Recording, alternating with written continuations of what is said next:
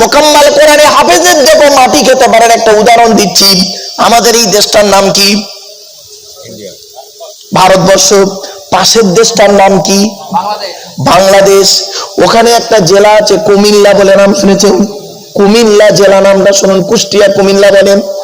কুমিল্লা জেলায় একজন বাচ্চা ছেলে কোরআনের হাফেজ, 14 বছর বয়স মাত্র। 14 বছরের বাচ্চা ছেলেটা কোরআনের হাফেজ হয়েছে। পেটের রোগে বাচ্চাটা মারা যায়। পেটের রোগে বাচ্চাটা মারা যায়। 14 বছরের কোরআনের হাফেজ যখন মারা যায়, ছেলেটার বাপ, ভাইয়েরা, দাদারা, গ্রামের মানুষেরা গোসল দিয়ে কাফন পরিয়ে জানাজা পরিয়ে মাটি দেয়। ওই মারা যা মাটি দেবার 8 বছর পরে, ক বছর 8 বছর পরে কবরটা যখন খোলা হচ্ছে, বাপরে হাফেজ সাহেবের দেহটা, হাফেজ সাহেবের কাফন তো টাটকা রয়েছে। অনেক আলেম ওলামারা করেছে কি, কাফনটা সরিয়ে মুখটা খুলে দেখছে 8 বছর আগে যেমন কর্পূর দিয়েছিল, সেই কর্পূর আজও টাটকা আছে। এইরকম দেহ করো। 4 নাম্বার হলো হাক্কানি আলেমের দেহ মাটি খেতে পারে না।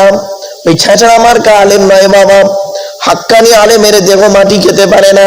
আল্লাহর নবী বলেছেন, কুন আলিমান, হাক্কানি আলেম হও।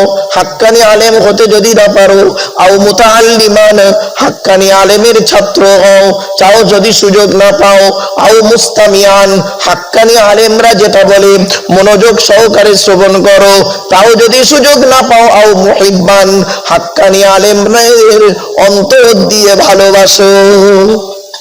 আমার বাপেরা কথাগুলো বাড়িতে গিয়ে ভাববেন। এরপরে আসছি শেষ। 5 নাম্বার হলো মুয়াজ্জিনের দেহ। কার কার কার কার? মুয়াজ্জিনের দেহ মাটি খেতে পারে না। 12 বছর যদি কেউ নিঃস্বার্থভাবে আযান দেয়, 12 বছর যদি কেউ নিঃস্বার্থভাবে আযান দেয়, ওই দেহ মাটি খেতে পারে না, টাটকা থাকে। 5 নাম্বার হলো, 6 নাম্বার হলো কি জানেন? হালাল খানেওয়ালা মানুষেরই দেহ মাটি খেতে পারে না। আমার বাপেরা, মা বোনেরা, হালাল খাবার খান, হালাল খাবার খান। মা বোনেদের বলে যাচ্ছি, মায়েরা বোনেরা, স্বামীকে ভালোবাসবেন। স্বামী স্ত্রী যখন ঘুমাবে, একটি মাত্র লম্বা বালিশে মাথা রেখে ঘুমাবে। স্বামী স্ত্রী এক বালিশে মাথা রেখে ঘুমাবে, আল্লাহর রহমত, ভালোবাসা আল্লাহ বাড়িয়ে দেবে। মা বোনেদের বলে যাচ্ছি, মায়েরা বোনেরা, জীবনে কোনোদিন বিনা কারণে স্বামীর বিছানা ছেড়ে দিয়ে অন্য বিছানায় রাত কাটাবেন না। খবরদার করবেন না। স্বামীর বিছানা ছেড়ে দিয়ে অন্য বিছানায় ঘুমাবেন না, বলে দিলাম, গোনা হবে, গোনা হবে। খবরদার নয় মা বোনেরা, স্বামীর বিছানা ছেড়ে দিয়ে অন্য বিছানায় রাত কাটাবেন না। 3 নাম্বার হলো, এই মা বোনেরা, অনুরোধ করে বলে যাচ্ছি, মায়েরা বোনেরা, স্বামীর প্রতি ভালোবাসা রাখবেন, ভক্তি শ্রদ্ধা রাখবেন। মায়ের কথা শুনে শাশুড়ির সঙ্গে ঝগড়া করতে যেও না। শ্বশুর শাশুড়িকে নিজের পিতামাতার মতো ভক্তি শ্রদ্ধা করবেন, মনে রাখবেন। আর স্বামীকে ভক্তি শ্রদ্ধা করবেন। একটা বেটা ছেলে 4 জনকে খুশি করলে জান্নাতি। 1 নাম্বার তুমি তোমার আল্লাহকে খুশি করো, 2 নাম্বার তুমি তোমার নবীকে খুশি করো। অর্থাৎ নবী আল্লাহকে খুশি করা কিরকম? আল্লাহর কথা মতো জীবন যাপন করা, নবীর সুন্নতকে বাস্তবায়ন করা।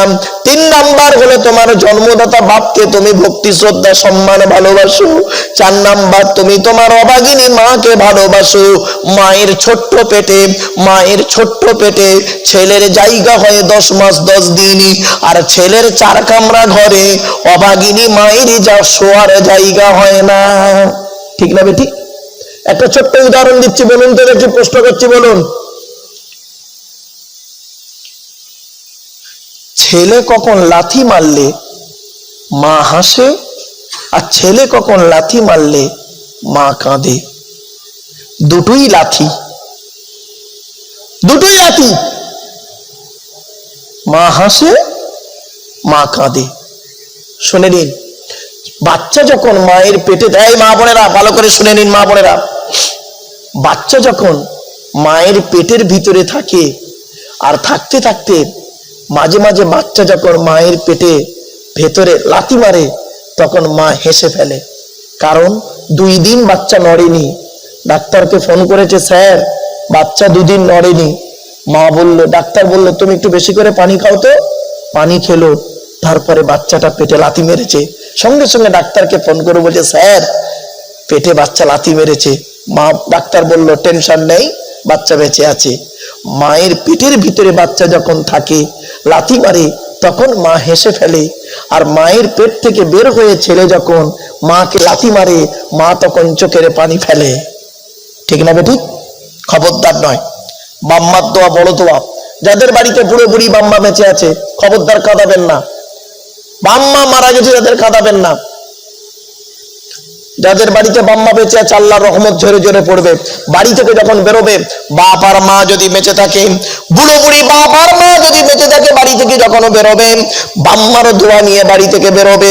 বাপ আর মায়ের দোয়া যদি তোমার সঙ্গে থাকে, লরির তলার ভেতরে ঢুকে যাবে, গাড়ির তলার ভেতরে ঢুকে যাবে। আমার আল্লাহ করবে কি, বাম্মার দোয়ার ওসিলায় গাড়ির তলার ভেতর থেকে জীবিত টেনে বের করে আনবে। বাম্মার আলোচনা অনেক প্রভাব। একজন মেয়ে ছেলে 3 জনকে খুশি করলে জান্নাতি।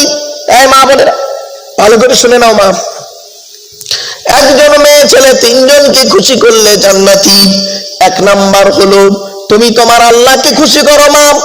2 নাম্বার মা তুমি তোমার নবীকে খুশি করো, অর্থাৎ আল্লাহ নবীর কথা মতো জীবন যাপন করো, আল্লাহর কথা মতো জীবন যাপন করো, নবীর সুন্নতকে বাস্তবায়ন করো।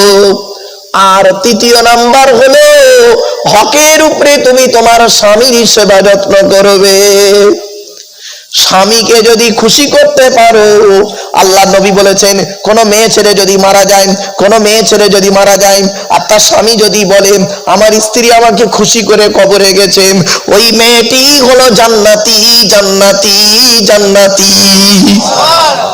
আমার মা বোনেরা বাবাজিরা, স্বামী স্ত্রীর মহব্বত ভালোবাসা আল্লাহর দেয়া নিয়ামত ভালোবাসা।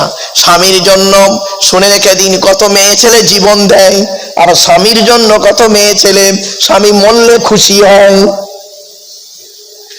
স্বামীর জন্য জীবন দিতে প্রস্তুত হয়েছিল একজন মেয়ে ছেলে, নামটা শুনে রেখে দিন, নাম হলো আম্মা জান খাদিজাতুল কুবরা।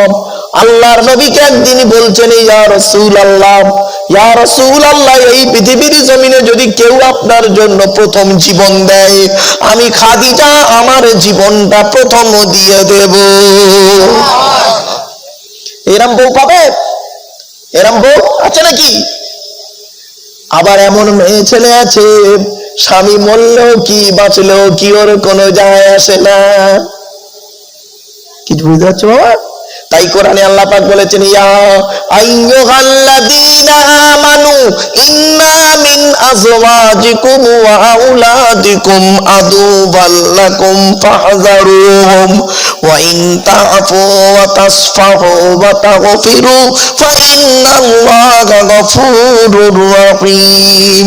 সূরা তাগাবুনের মধ্যে আল্লাহ পাক বলে দিলেন, হে ঈমানদার বান্দাগণ, ইন্না মিন আজওয়াজিকুম, তোমাদের অনেক স্ত্রী আছে তোমাদের দুশমন, অনেক স্বামী আছে তোমাদের দুশমন, অনেক ছেলে মেয়ে আছে তোমাদের দুশমন, সুতরাং তাদের থেকে একটু সাবধানে থেকো। অনেক আলোচনার বললাম না বাপ, যাই হোক অনুরোধ করে বলে যাচ্ছি। 1 নাম্বার কবর বলে আমি কবর দরজা জানালা ছাড়া ঘর। 2 নাম্বার কবর বলে আমি কবর সাপ বিছে পোকামাকড়ের ঘর। 3 নাম্বার কবর বলে আমি কবর কাউকে চিনি না, কে মৌলানা মুফতি কাউকে চিনি না।